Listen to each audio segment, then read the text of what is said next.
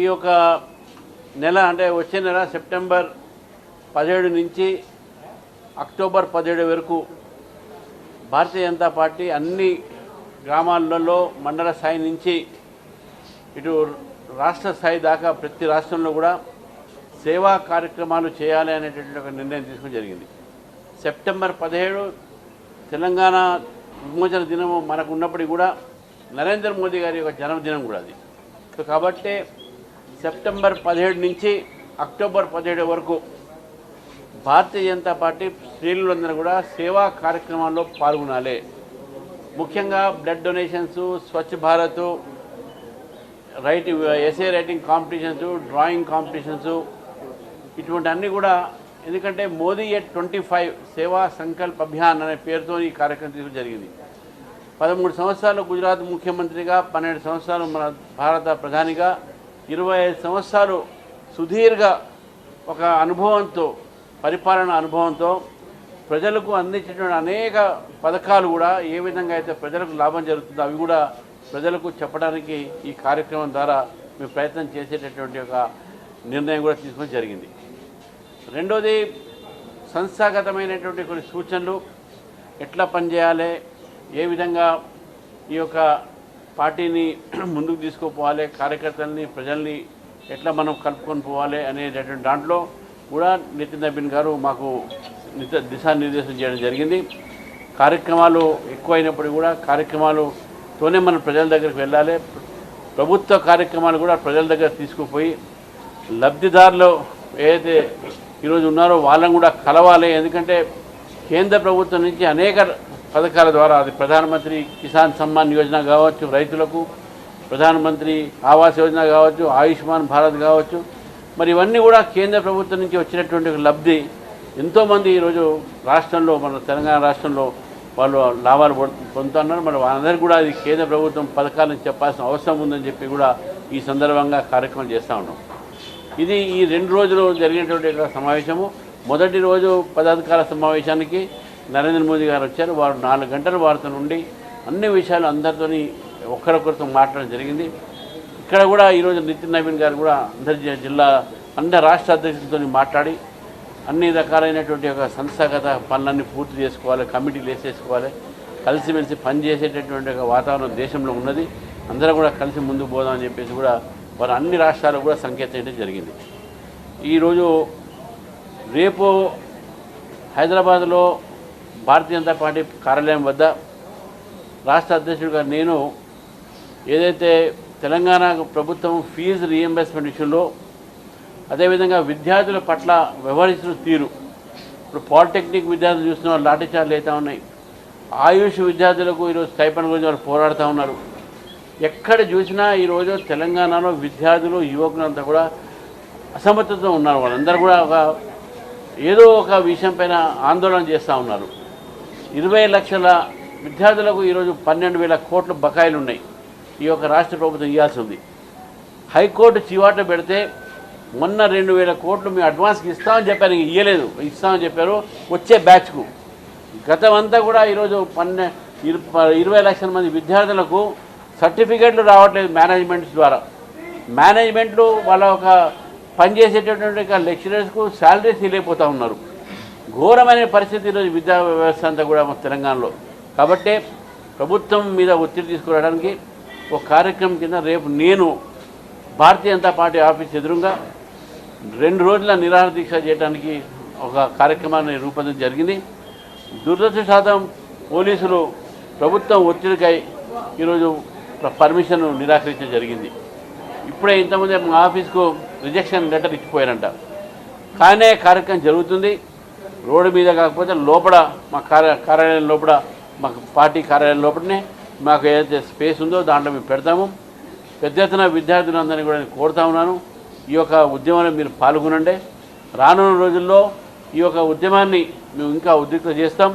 ఈ ప్రభుత్వము ఫీజు బకాయిలు ఇచ్చే వరకు ఈ లడాయి జారీ చేస్తూనే ఉంటామని చెప్పేసి కూడా ఈ సందర్భంగా మీ అందరికీ తెలియజేస్తాం. గత ప్రభుత్వమే 12,000 కోట్లు ఆనాటి సందర్భంగా ఉన్నాయి, అందుకే ఆ వడ్డీలు ఇప్పుడు రాష్ట్ర ప్రభుత్వం ఇవ్వలేని పరిస్థితిలో ఉంది, ఇకపై నుంచి ఇస్తామనేది కూడా సీఎం చెప్తారు. అంటే ఇవ్వలేమని చెప్పండి, మరి మేము స్కీమ్ క్యాన్సిల్ చేసి చెప్పండి. మీరు ఇయ్యలేని పరిస్థితి అయితే గత ప్రభుత్వం అందుకనంటే గత ప్రభుత్వం మంచి ప్రభుత్వం కాదు. గత ప్రభుత్వం 8,000 కోట్లు బకాయిలు పెట్టారు. ఇప్పుడు ఈ యొక్క ప్రభుత్వం కూడా ఇంకా 4,000 కోట్లు పెంచారు దాన్ని. మీరు బకాయిలు ఇవ్వడానికి ఎందుకు వెనకబడతారా? బకాయిలు ఇవ్వడంలో ఒక ఎత్తు అయితే బకాయిలు ఇవ్వలేక విద్యార్థుల సర్టిఫికెట్లు రావట్లేదు. మీరు ఏ ప్రైవేట్ కాలేజ్ దగ్గర పోయినా కూడా విద్యార్థులు వాళ్ళ తల్లిదండ్రులతోని వారు వాళ్ళ కాలేజీ ముందు నించొని మా సర్టిఫికేట్ మాకు ఇవ్వండి అని చెప్పి అడుగుతూ ఉన్నారు. ఇంకా సర్టిఫికేట్ ఇవ్వట్లేదు. కొంతమంది కోర్టుకు పోతే కోర్టు డైరెక్షన్ మీద కొంతమంది సర్టిఫికేట్ ఇస్తూ ఉన్నారు. ఈ యొక్క బకాయిలు కూడా ఈరోజు నేను 2,000 కోట్లు నేను ఇస్తా అనేది అన్నారు. అది కూడా హైకోర్టు ఆర్డర్ మీద. ఈ ప్రభుత్వానికి ఏదో బుద్ధి వచ్చి విద్యార్థి మీద ప్రేమ వచ్చి కాదు. అది హైకోర్టు కూడా ఈరోజు ప్రభుత్వానికి వ్యతిరేకంగా ఇచ్చినటువంటి తీర్పు. కాబట్టి హైకోర్టు నడుపుతుంది ప్రభుత్వం మనం నడపలేని పరిస్థితి. ఈరోజు రేవంత్ రెడ్డి గారి ప్రభుత్వము కోర్టు నడపాల్సిందే. వాళ్ళ అధికారులకు కోర్టు చెప్పాల్సిందే, వాళ్ళ మంత్రులకు కోర్టు చెప్పాల్సిందే, వాళ్ళు ఏం పని చేయాలి, ఏం డిసిజన్ తీసుకోవాలి కూడా కోర్టే చెప్పాల్సి వస్తుంది. కాబట్టి ఈరోజు బకాయిలు గత ప్రభుత్వము బకాయి పెట్టినా ఈ ప్రభుత్వం బకాయి పెట్టినా విద్యార్థుల భవిష్యత్తుని వాళ్ళ జీవితాలతో ఆడుకునే అధికారం ప్రభుత్వాలకు లేవని చెప్పేసి కూడా భారతీయ జనతా పార్టీ స్పష్టం చేస్తాం. పార్టీలోని నేతలే ఆరోపణ చేస్తున్నారు అవినీతికి సంబంధించి దోచుకుంటున్నారు రాష్ట్రాన్ని అని చెప్పి ఈ కాంగ్రెస్ నేతల వ్యాఖ్యలు ఎట్లా? తప్పకుండా కాంగ్రెస్ ఒక అవినీతికి మారిపోయారు.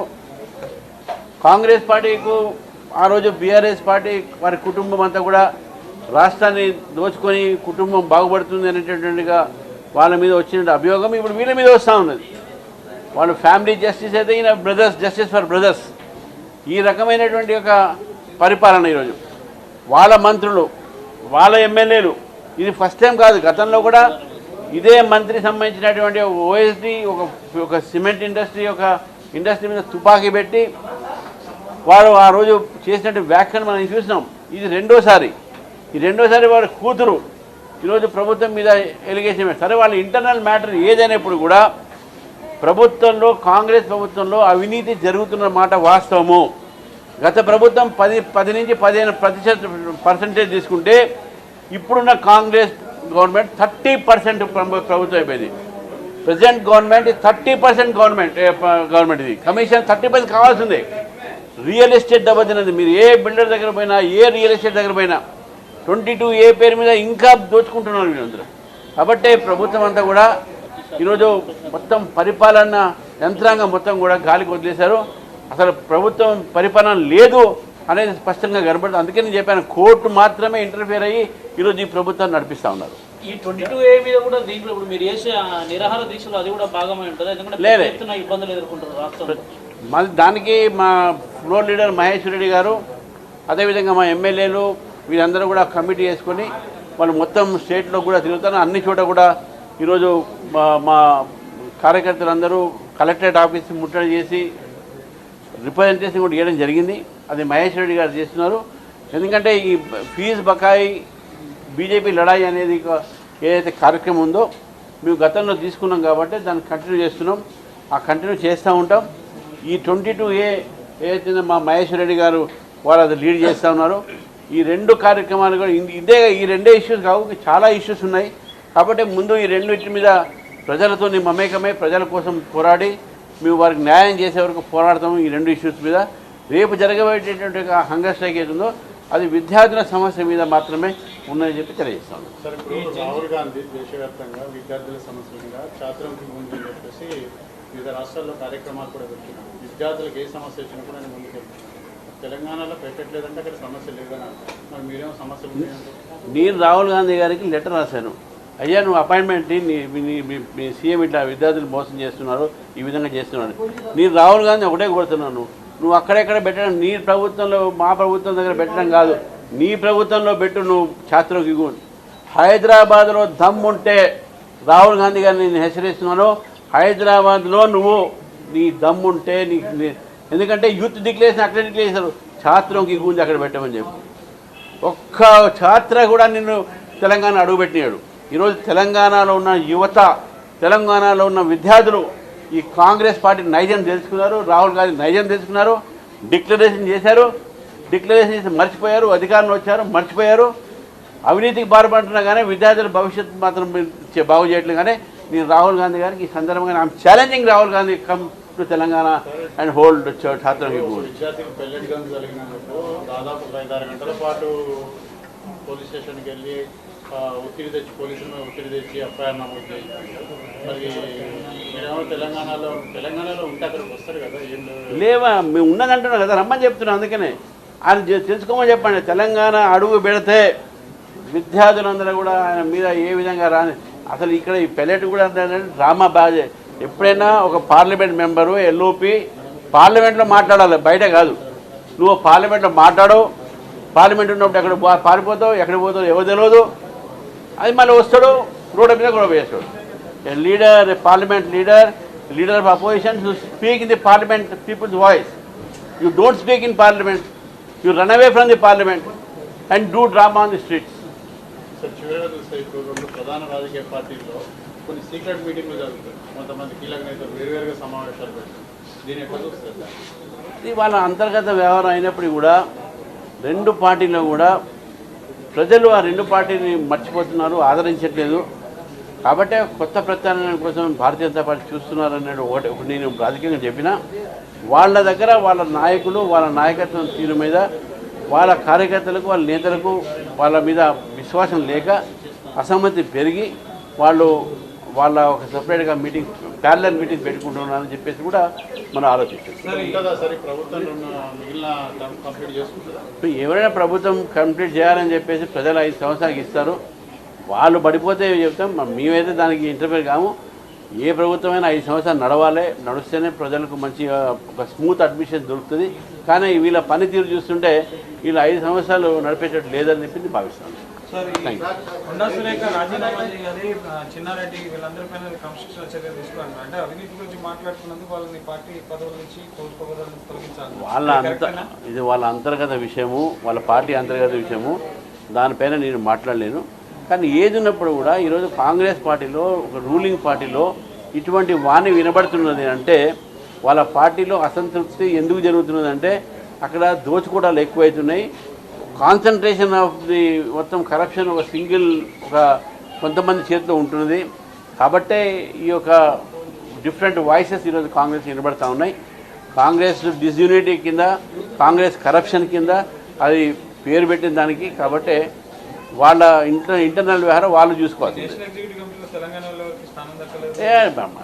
ఎగ్జిక్యూటివ్ రాలేదంటే వస్తుంది. లాస్ట్ టైము తెలంగాణ 3 ఇచ్చారు, ఈసారి కూడా 8 రాష్ట్రాలకు రిప్రజెంటేషన్ అందరికీ ఇవ్వాలని లేదు.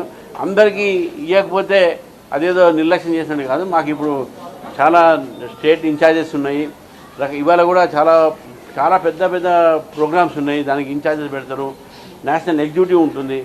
కాబట్టి ఇది బాడీలో లేనంత మాత్రాన దానిలో మా పార్టీలో నాయకుల్లో కన్నా ఎటువంటి అసంతృప్తి లేదు.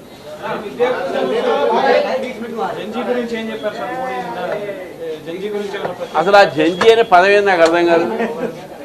అది ఎవరు తీసుకొచ్చారు జంజీ? ఇదంతా అర్బన్ నక్సల్స్, అల్ట్రా లెఫ్టిస్ట్ తీసుకొచ్చిన పేరు. there is no word called Janji, there is no community called Janji. It is only